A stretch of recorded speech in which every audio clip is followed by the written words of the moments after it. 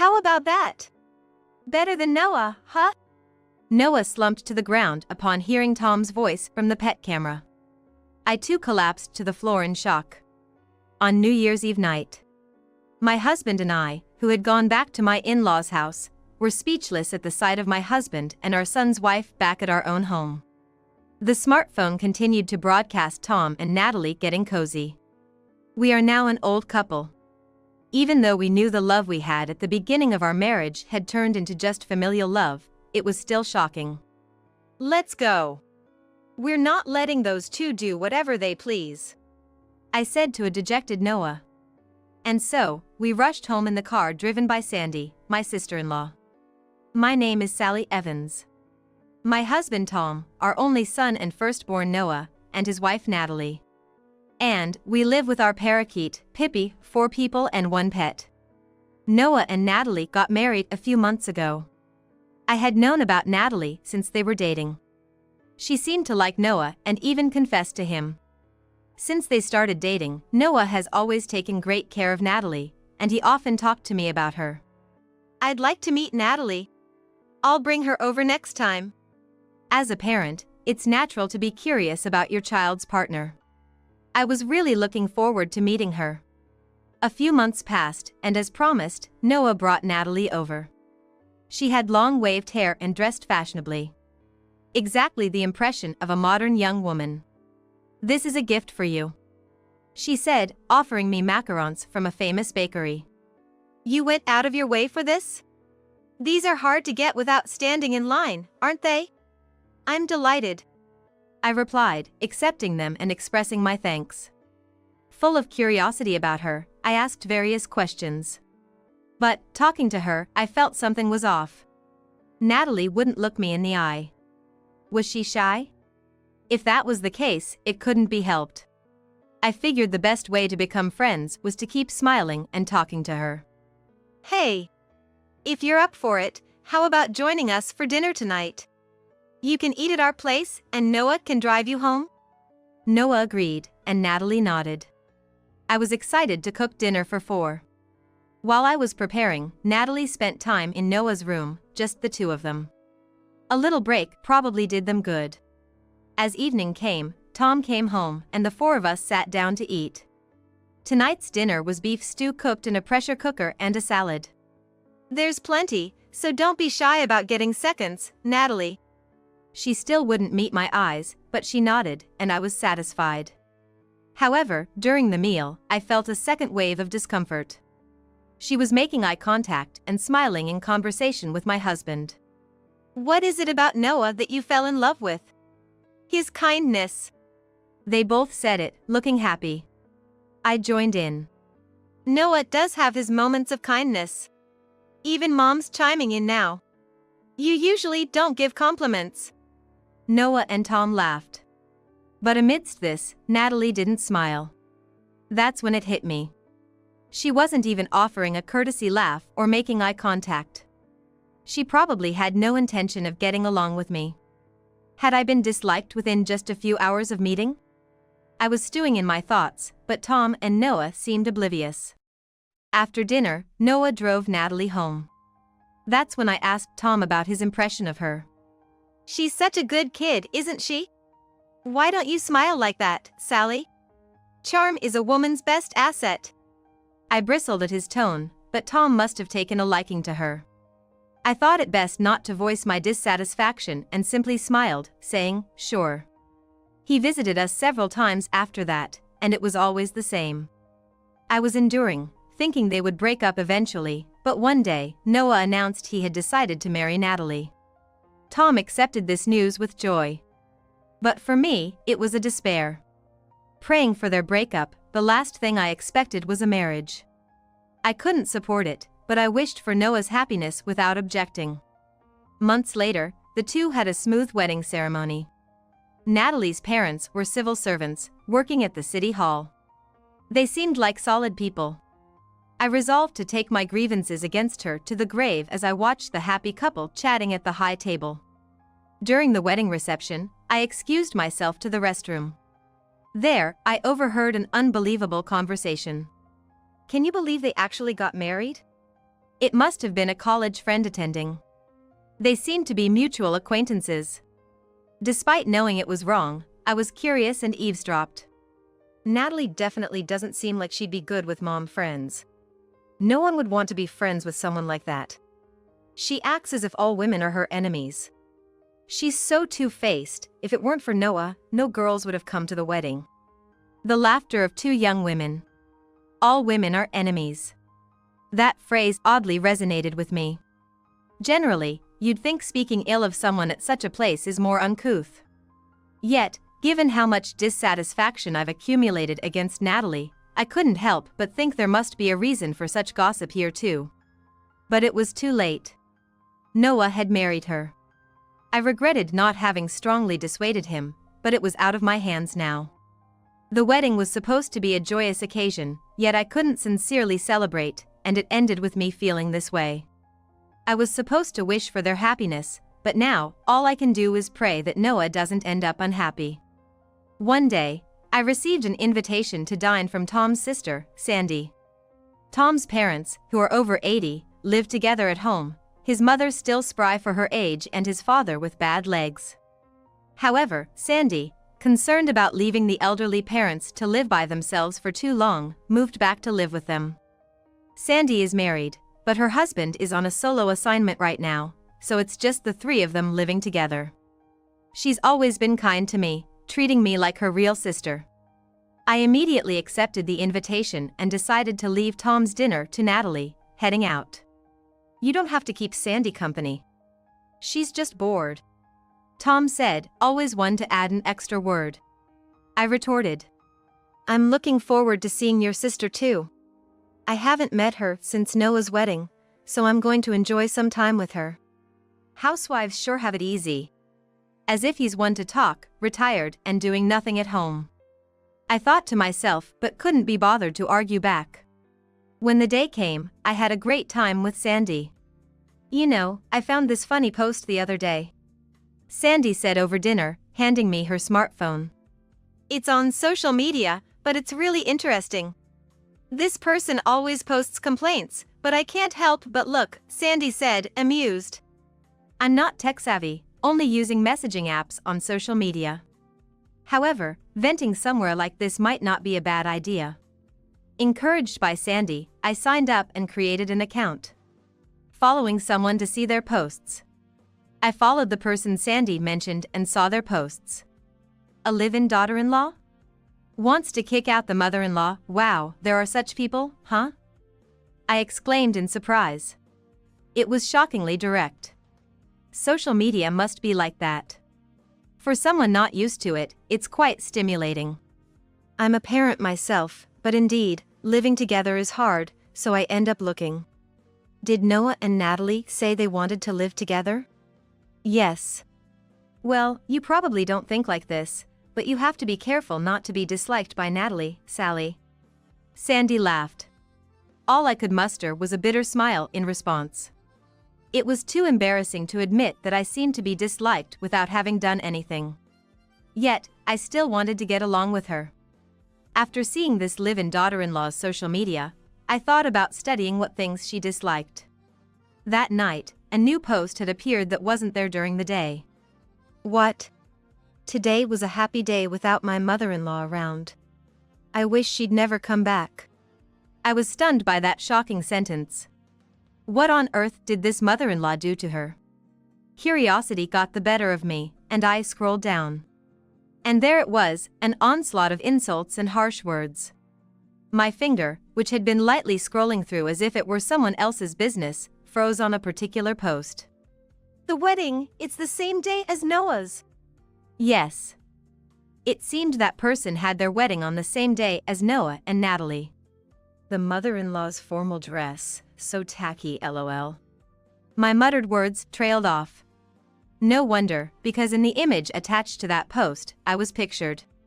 The image was edited, but I was certain it was me, and my hands began to tremble. Could this really be Natalie?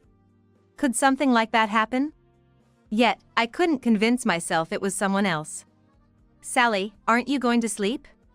Tom's voice reached me, lost in thought. Startled, I turned off the smartphone. Yeah, I'm going to bed now. Lying in my bed, I said goodnight.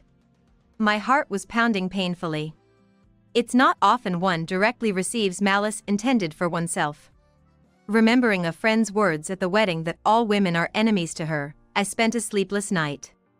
To understand why I was disliked, I began to check those posts whenever I had time. Laundry, don't mix ours together. A bath after the mother-in-law? Absolutely not. I wish that bird would just disappear already. There were insults directed at Pippi, and times when what was being said was clearly off the rails. Living together is just like that. It was you who understood and stepped forward. Natalie's social media is nothing but a list of selfish claims, without even a reasonable claim about why she disliked me. I'm just getting more and more frustrated. The real-life Natalie is still the same, she responds and doesn't complain. How much better it would be if she just said it directly. Fortunately, the end of the year is near. At the end of every year, Tom goes back to his parents' place in Nebraska with me. I was hoping to have a slow talk with Sandy included, to get them to understand my feelings. However, Tom suddenly said he's not gonna go back this year. Why? I asked, and he said with an awkward look. I had a fight over Dad with my sister the other day. That's why I don't want to see her. Then all the more reason you should go and talk. My suggestion was not accepted, and Tom fell silent. What a childish excuse, not wanting to see someone because of a fight. Now, I can't even bring up that consultation. Natalie is going back to her parents' house alone, and I'll be staying here by myself. Why don't you take Noah with you this time, show my dad and mom their grandkids' face? He doesn't seem to want to go back at all. But, on the flip side, this might be a chance to talk to Noah. No choice then. Reluctantly accepting Tom's suggestion, I decided to go back to my husband's parents' house with Noah. Then I'm off. Take care on your way back, Natalie. Give my regards to your mom and dad. Sure. Noah, say hi to your grandparents for me. I'll come to greet them next time too. Natalie's words seemed to satisfy both Noah and Tom. Those words are probably a lie, too.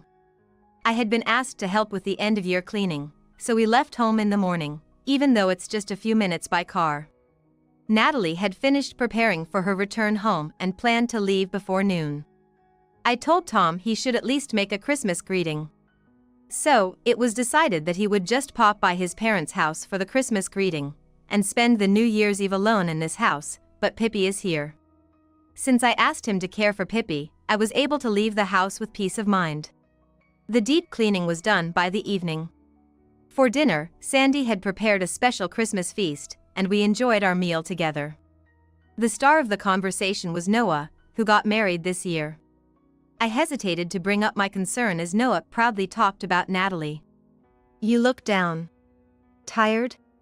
After dinner, my in-laws went to their bedroom, and Noah headed to the bath.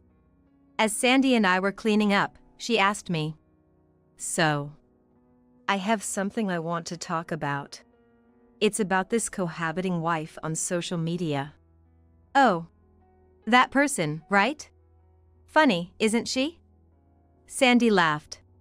I stopped what I was doing and whispered with a strained voice. It seems she's like Natalie. Sandy's complexion changed at my words. She must not have imagined it. Neither did I, of course. I wanted to think it was impossible. Sandy quickly checked the account, then said with a relieved voice. That's impossible. After all, Natalie is at her parents' home, right? Sandy said this while showing me the screen of her smartphone. It was displaying the post the cohabiting wife had just shared. Contrary to Sandy's relief, I was stunned by what I saw. No intruders, so it's lovey-dovey time with darling. Surely, this person is alone with her husband. Noah is here, so it's impossible. Normally, that's what one would think. But I had an unsettling feeling. I'm done with the bath. Mom, you should go in too. What's wrong? I couldn't hear Noah's voice as I trembled, turning to the smartphone. Sandy, can I have some water? My mother-in-law had returned to the bedroom but came back, yet I couldn't take my eyes off the smartphone. With trepidation, I opened the pet camera app that we have at home. Our parrot, Pippi, is in my bedroom, not the living room, while I'm away. It seemed more peaceful that way, and even though I said we were about to leave, Natalie was still at home. I could tell Pippi was getting annoyed because I saw it on social media, just to be safe. Since it's not the living room, I might not know what the house looks like. Still, I thought I might catch some voices, so I turned on the camera. What? But when I saw it, I was speechless. On the camera, the shadows of two people in the midst of it all were visible on the bed. What's wrong? Sandy asked me anxiously. I silently turned up the volume on my phone to the max. How about it? Better than Noah, right? Hee hee, yes. Darling is the best. The voices I heard were Tom's, and then Natalie's. Noah hurriedly peered into my smartphone. Sandy, the mother-in-law, and I were all frozen, listening to those voices coming from my phone. What is this? Noah yelled at me loudly. I don't know. When I turned on the pet camera, this came up. What do you mean? Is this live? I nodded in response to Sandy's words. The mother-in-law still didn't seem to understand the situation, just staring at us in astonishment. It's Natalie and Dad, right? I can't believe this. Noah headed to the couch and then just collapsed onto it. I sat down on the floor too. The smartphone still streamed the two of them flirting. Let's go, Sandy said. But neither Noah nor I could respond. I didn't care much for Natalie, but Noah was betrayed by the two people he loved the most. His shock must be greater than mine. Thinking of my son, I also tried to pull myself together, slowly stood up, and spoke to Noah. Noah, are you okay? There's no way he could be. But I couldn't find any other words. Noah just nodded slightly, his head hanging low. Let's go. We won't let those two do as they please. Yeah. Noah nodded firmly to my words. Sandy explained the situation to my mother-in-law. Without her, I wonder what would have become of us. I truly felt grateful. The 10 minutes it took to get home were silent between Noah and me. Sandy tried to make conversation, caring for us, but we couldn't hear anything. Noah and I, an old couple. I had seen our love from the beginning of our marriage turn into just familial love, but it was still a shock. Arriving home felt incredibly long, but eventually, we got there. Taking a deep breath and bracing myself, I burst through the front door and headed straight to my room. What are you two doing? I yelled as I opened the door. The two of them jumped up from the bed at the sound of my voice. Ah! What the? Natalie scrambled to cover herself and gather her clothes, while Tom shielded himself with a blanket. What the heck, seriously? Natalie! What's this about? Noah's voice was filled with anger, perhaps more from shock than anything else. He scolded them both with his powerful voice. Wait, it's a misunderstanding, Tom said, even now. Sandy, Tom's own sister, was the one to express her anger at him. She yelled at Tom, still recording on her smartphone. What misunderstanding? We've been watching through Pippi's pet camera. At your age, being called darling? It's embarrassingly shameful. At those words, both Tom and Natalie turned pale. They probably didn't realize Pippi was in this room. And of course, they were unaware of the camera's existence. Natalie, once she understood the situation, cried out exaggeratedly. Noah! I'm so sorry. I was forced by your father to call him darling, and today he forced me. Natalie cried miserably, and Tom was taken aback. Natty! You said you loved me. It was a lie, obviously. We were appalled by their exchange. Betrayed so easily, Tom just slumped down, motionless. Only Natalie's crying filled the room. Leaving the two in the house, we returned to my in-laws' home, and even though it was Christmas time, there was no sense of celebration. My mother-in-law and father-in-law, who had been briefed by Sandy, were waiting for us. Sally, sorry about Tom, my mother-in-law said with an apologetic look. Sandy also looked sorry next to her. I don't blame them at all, and I love Sandy and my in-laws. But their kindness touched a nerve, and tears flowed endlessly from my eyes. My mother-in-law started crying too. Why do we have to suffer because of them? I swore never to forgive them. Right after the new year, I consulted a lawyer. Of course, it was about divorce, but not just that. This is her account. It's clearly defamation and insult towards me. Can we also claim damages for this? I handed my smartphone to the lawyer. The lawyer saved posts that could serve as evidence. There were many posts I had overlooked due to my unfamiliarity, and the more we searched, the more insults we found. This is terrible. The lawyer muttered with a wry smile. However, he assured me. It must be disheartening to see all these malicious words now, but I will surely turn them into a mountain of gold. Don't let it get to you bad. If anything else gets posted, think of it as more evidence to be happy about. Seeing me downcast, he said that to me. How much those words saved me. Please take care of this for me. I firmly shook hands with the lawyer. I was sure everything would be okay if I left it to this lawyer. Without betraying my feelings, the lawyer claimed alimony from Tom for the divorce. And also demanded alimony for infidelity plus damages for defamation from Natalie. Tom was stunned. But still not waking up to reality, he said, "It can't be helped. It's for my happiness with Natty. Do as you like," allowing me to proceed with the divorce preparations. Such a foolish man, despite being betrayed once. It'll be too late for regrets later. I decided to squeeze everything out of Tom thoroughly. Not only alimony, but he also said he'd give me the house. He must be planning to return to his parents' home. Oblivious to his parents-in-law's fury. Smirking inside, my discussion with Tom was over. Next was Natalie.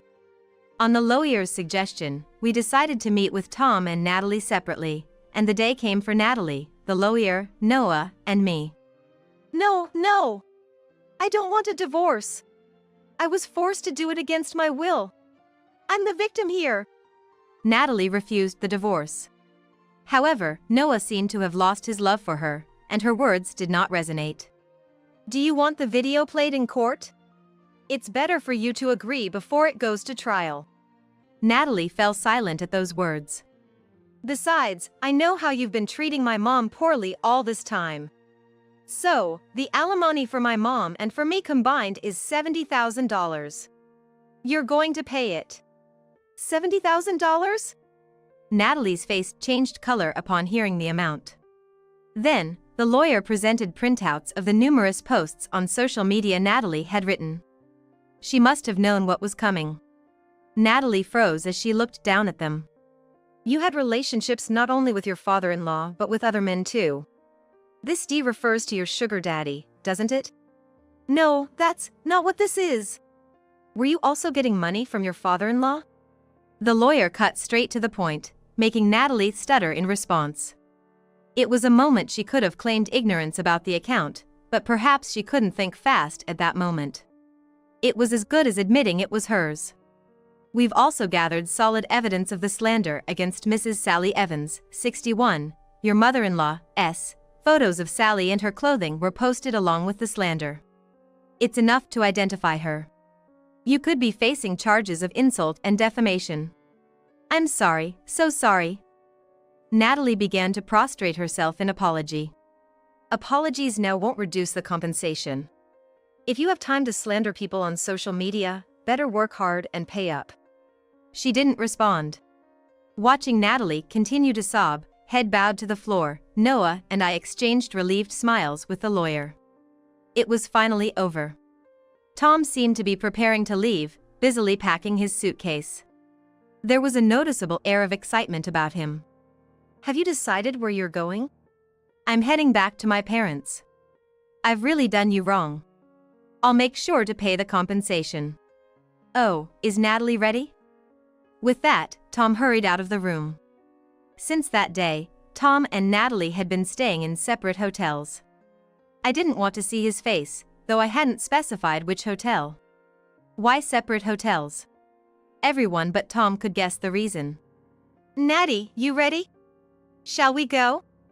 At Tom's words, Natalie also came out with her luggage. However, when she saw Tom, she glared at him, snorted, and averted his gaze. Don't call me Natty, it's creepy. Natty! Why should I have to live with you? Tom was silent, perhaps shocked by her words. You've ruined my life. Shame on you for messing with your son's wife. I couldn't help but laugh. It was ironic coming from her, but it must have been a significant blow to Tom. Don't contact me ever again, darling. I don't even want to remember you. With that, Natalie left on her own. Tom stood in the doorway, a picture of despair. As I was passing by, I accidentally dropped a piece of paper. Oh, my apologies. I dropped this. Tom turned pale at the sight. Seriously, Tom is so creepy. I'm only putting up with him for $1,000, but every time he calls me darling, I get the chills. Perhaps she couldn't write the proper term father-in-law. But then, writing his real name seems questionable too. Tom had been informed by the lawyer about Natalie's account, and that we were holding onto a copy of that post as evidence. He probably never imagined it would include something about himself. Tom just stood there, dazed in the entryway for a while. It seems Natalie has returned to her parents' house. However, her parents were furious upon hearing about the incident.